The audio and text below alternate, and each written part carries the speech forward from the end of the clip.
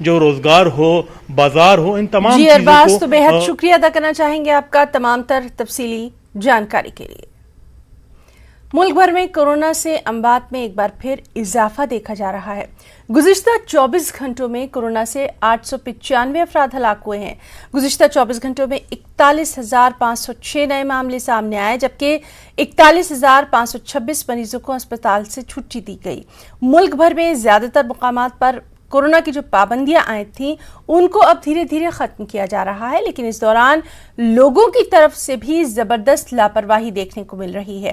ایسے میں لگاتار عوام سے یہی اپیل کی جا رہی ہے کہ کورونا کی گائیڈ لائنز کا پورا خیال رکھا جائے تاکہ اس وبا سے مکمل طور پر نجات مل سکے۔